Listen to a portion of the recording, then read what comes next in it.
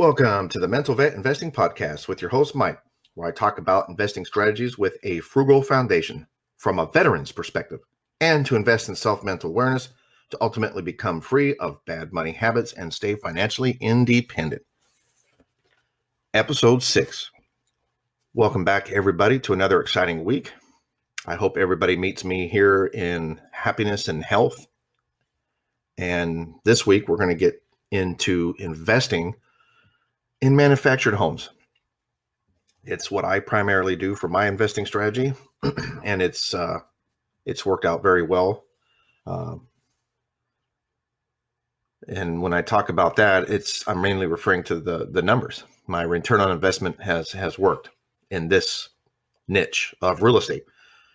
So I want to address a couple things in this podcast today. The stigma that goes around that. What is the difference between manufactured versus mobile home? And the benefits of investing in manufactured compared to maybe the benefits of investing in traditional stick homes, as they say. So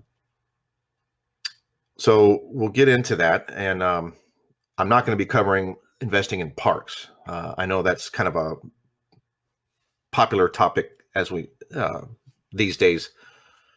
But I'm only talking about specifically individual mobile homes. All right. So first thing I'm going to get into is address what is the difference between a mobile or a manufactured home. So a mobile home is essentially anything that was built prior to 1976, June of 1976. Anything after that was built to a certain set of codes from HUD, and that would be determined a manufactured home. So you can think about it as houses have codes that have to be, a new construction home has to be built to specific codes with electrical and all the different things. Well, they decided to do that with the mobile homes, primarily because there was an increase of folks living in the mobile homes, and HUD decided that these need to be built within standards and codes. And that could be for a number of different things, but obviously it's a good thing because you as an investor, if you're looking into buying these, in some places like where I invest, there are plenty of older mobile homes that are on the market, and so you have to be wary of what you're getting into. And essentially, if you're a savvy person and whatnot, I'm sure it's not a big of a deal, but it's just something you need to be aware of if this is the route you're going to take into investing in manufactured homes. You need to be aware of that difference. If you're going to be getting into something that's older than the 76, maybe their electrical wasn't, installed to a certain code. Now, I'm not saying that's a bad thing, but if you have something like that and you have to fix something maybe down the road, you would have to understand that whoever you use to fix that may not be willing to fix it. Or, if you yourself can fix something, then you don't have to worry about fixing things to meet certain codes. That's all I'm getting at. So let's get right into this what possibly might be the stigma. Now, I think it's a absolutely great investment. Investing in the manufactured homes. Manufactured homes has become more and more popular. I got into it probably about 4 years ago. And the reason I got into it was mainly because it was the only thing I could afford to get into at the time, when I was starting off, right? I couldn't, the overall price of them, the repair work is usually not as expensive than say doing repairs on a stick house. So initially that's why I got into it. I always ignored stigmas. I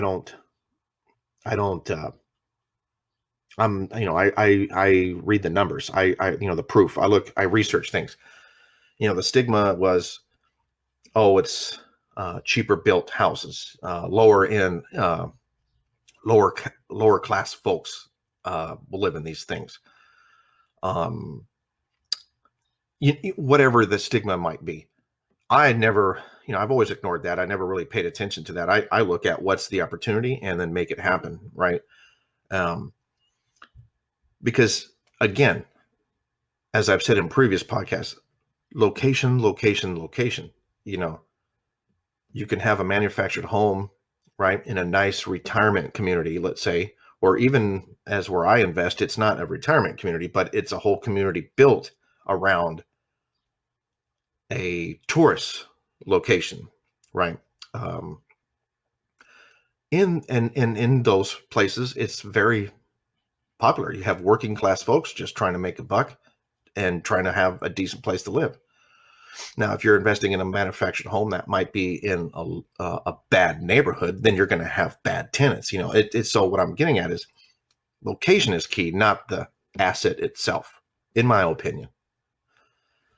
So, and I think it's great. I mean, I think it's more easy to manage. It's more easy to have things repaired, right? And if you maintain it and you take care of it, it will last.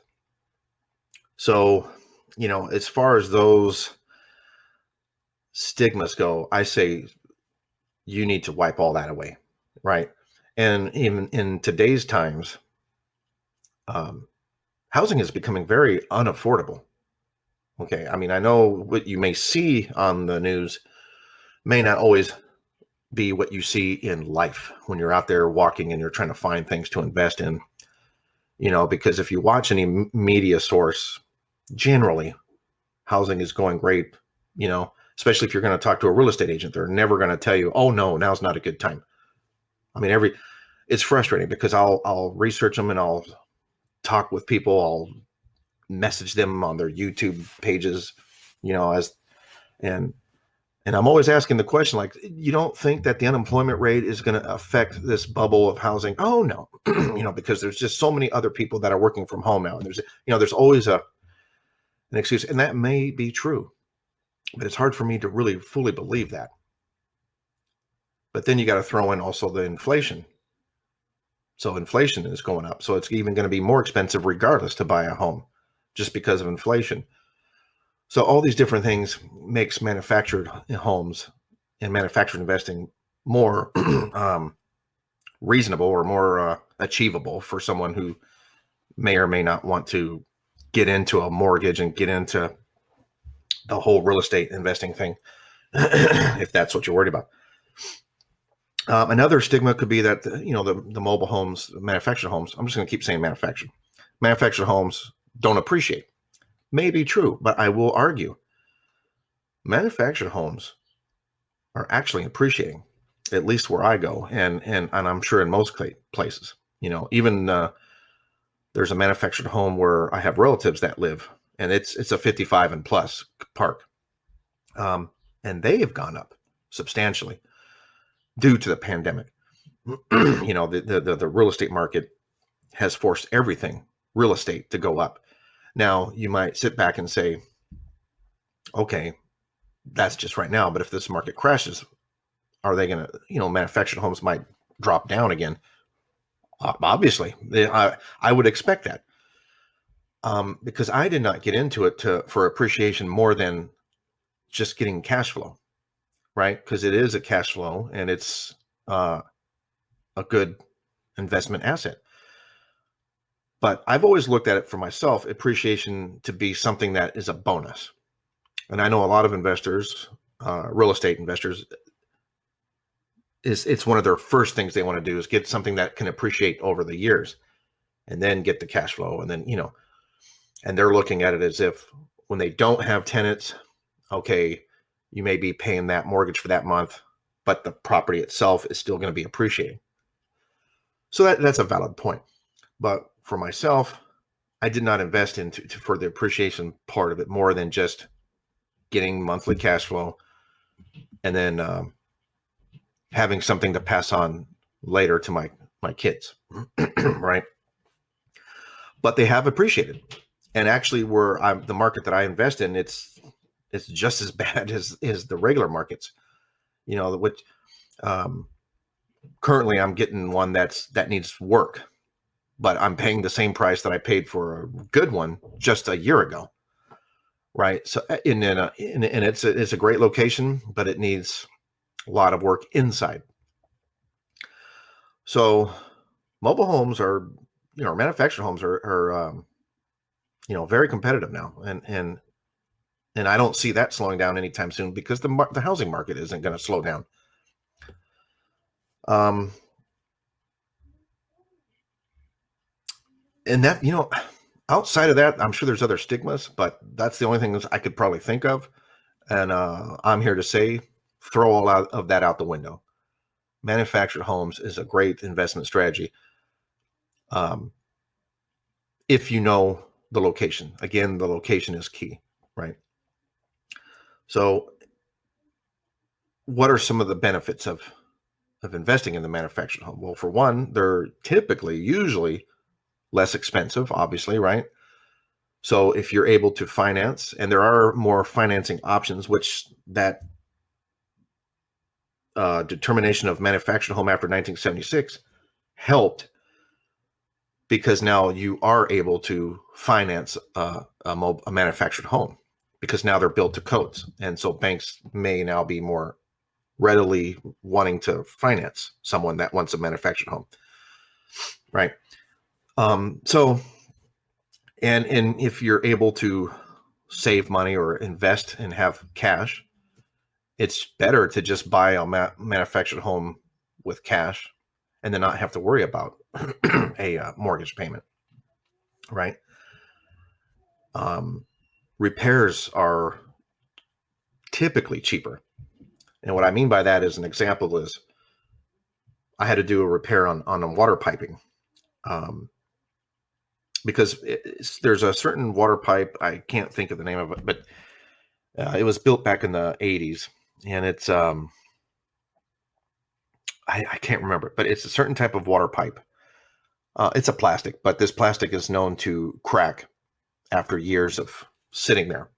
And it's typical, and this isn't just in manufactured homes. I also ran into this problem way back when I was when I rented a house for myself. I was renting a house, and the owner had the pipes burst upstairs.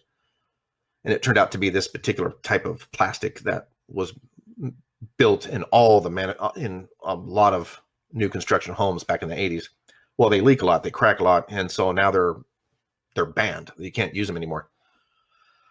Well, this manufactured home that I bought had that piping, and the the tenants had, I think, two bursts. It broke.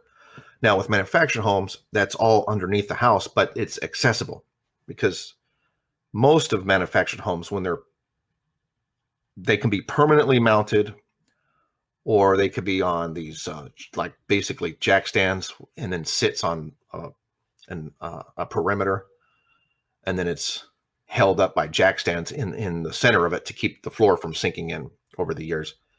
And you have to have that inspected every so often, right? But there's still like a crawl space down there, so you can get down there and boom, you can repair whatever you need to repair, which makes it kind of nice. So with that repair, we had to replace the entire piping, because it was becoming, one pipe broke, and then another crack like 6 months later happened. And you can either do that two ways. You can just keep repairing the leaks, but you got to understand, the tenants may not always be in that home when that leak bursts. So we decided to have it replaced, and relatively, it was affordable to have that replaced in the whole home. And the manufactured home it's like 950 square feet, right, of where I go. They get bigger, and you can have double wides, single wide. I invest in the single wides just because they're, like I said, everything is simple and manageable. Now, that doesn't mean it's simple to do. There is stresses. You still deal with tenants. You still deal with all those different things, right? But if you're dealing with water pipe issues on a house, per se, like you get a hot slab and you can't crawl underneath the house, you're going to have to dig, and you're going to have to fork out money. whether the insurance covers it or not, you're always going to have costs outside of that. So that's the major, right? That's the major difference. And that's what I mean by easier. It's more manageable, because when you're dealing with those type of expenses, it's cheaper with the manufacturer than it is with the home. So that's one of the key things, right? Obviously, if you can have the money saved up to purchase the home outright, you don't have to worry about vacancy. I mean, you're always worried about vacancy, but if the home goes vacant, you're not on the hook for paying a mortgage payment if you can afford to buy the home outright. And that, again, it all depends on the location. I couldn't afford to do that in California. That's why I invest out of state. But the mobile home manufactured homes in California, like I said, are they're cheaper than the houses, but still too expensive for me to save up enough to purchase entirely. Right. So I had to go out of state and find a place where I knew the area, I knew the location, and the cost of the home was right. But like I said, again, it's now growing exponentially and becoming more and more hard to do it now, because even where I found, I ran away and found a little niche, and now that is blowing up because a lot of folks are moving there because it's more affordable to live. So, you got to look at all those different aspects of it. But it's still obtainable, especially when you're in a market now. And, in investing, it's all about investing in the current market. You keep investing into homes, and now they've become too expensive. You shift or pivot. It's all about pivoting and shifting, navigating the rough seas, avoiding the storms. But you keep doing it, right? You don't just stop. You just keep finding other ways.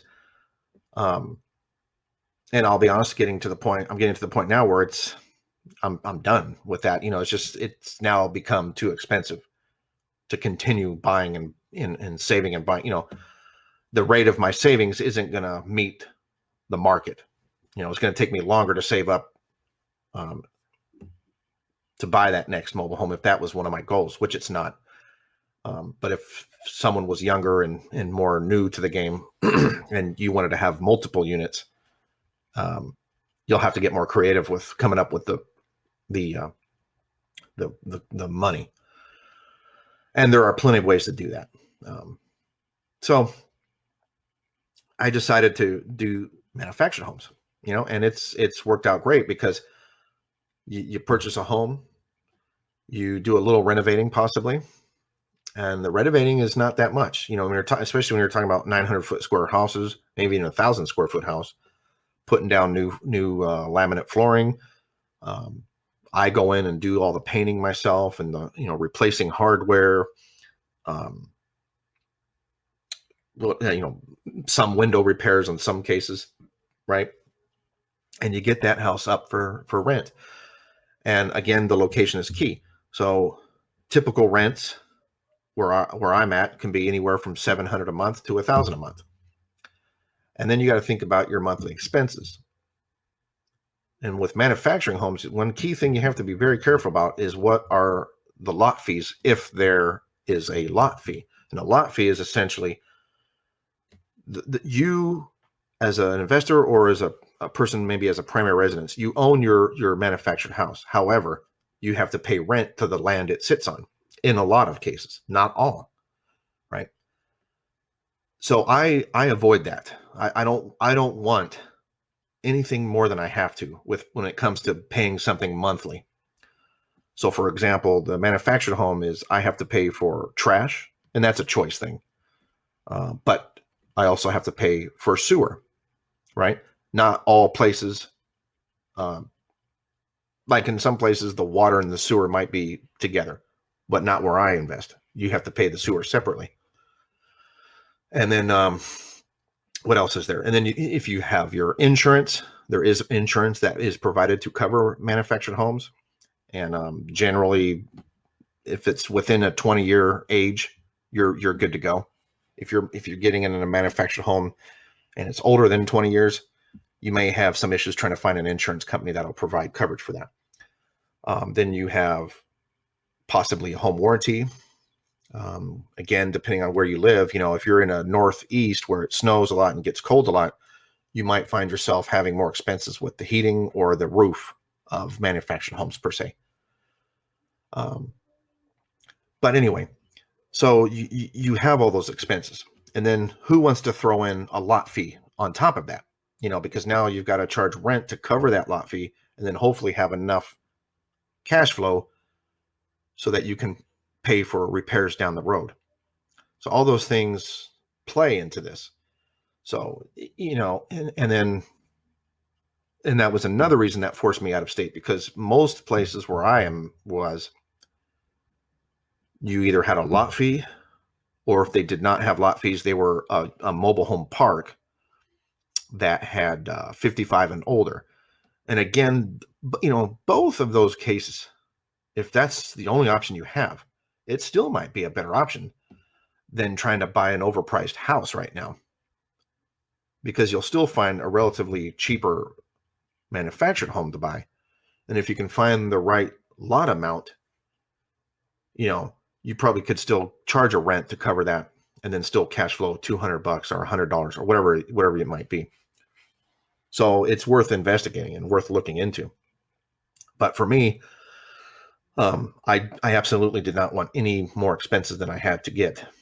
So that's, I finally found something that didn't have lot fees, right? But it's out of state, and I have to drive to get there and do things. So there's always a give and a take, always. It's just what this world is all around. You give and you take, you go in one direction, then you bounce to another one. So, but overall, right, investing in manufactured homes is great. It's the only type of real estate investing I do. I do have a little experience with regular house investing, but because of that, it directed me into doing the manufactured homes. So the purpose of this podcast was just to kind of throw that out there and give you some food for thought. Do your own research, find your own niche, but ignore the stigmas. If like I said, that the manufactured homes has certainly become more popular these days. But if you get into conversations, I've come across a few people that have said, I was wanting to look into that. How is it? And then, I tell them. But when I first started researching about investing, I was looking at the big platforms, and it just, everybody's talking about duplexes and condos and single and multifamily units. But I just feel like the market now is just so overpriced and overvalued, and just getting blown up. I mean, and as long as people keep paying overprice and keep bypassing warranties and inspections and appraisals, it just doesn't make sense, especially as an investor. It just doesn't make sense to invest in anything right now when you're talking about regular houses. It just doesn't. It doesn't make sense to me to pay over the asking price. And in my opinion, a lot of the asking prices are already high. I mean, just think about what they were a year ago. A lot of cases, they're up over $100,000 than what they were selling for last year. And I'm referring to regular homes. So that's just way too short of a time to go that high, that much. And then now you're throwing in people that are overbidding each other, not paying the appraisals, not paying for an inspection, not, waiving the termite, waiving home warranties. I'm sorry. It just doesn't make sense for me. And manufactured investing might be an alternative for you, right? And like I said, for me, it was already an alternative prior to any of this, just because it made sense to me. But again, the key thing is the location. Know the location. is there a community that has good job employment, right? And of course, that's a key thing nowadays. Look at the tourist locations, and then you look at all these specific hot spots, and then start working your way out. Outside of those communities is where you'll find the manufactured space, and you just got to find all those different things that go with it. Do they have lot fees? Are they 55 and older communities? If so, is that all that there is? Then start looking into that, because that certainly can still work for you, right? But the location is key. Location is key. And then work the numbers. And in my previous episode, I talked a little bit about how you calculate your monthly expenses and get a return on your investment. So give it a shot. Take it a look. If not, drop a comment below. If you're watching this on YouTube, please hit the like button and subscribe to my YouTube channel. And hope everyone's doing well. And like I said, take care, and hopefully everybody is doing good. Thanks, guys. See you next week.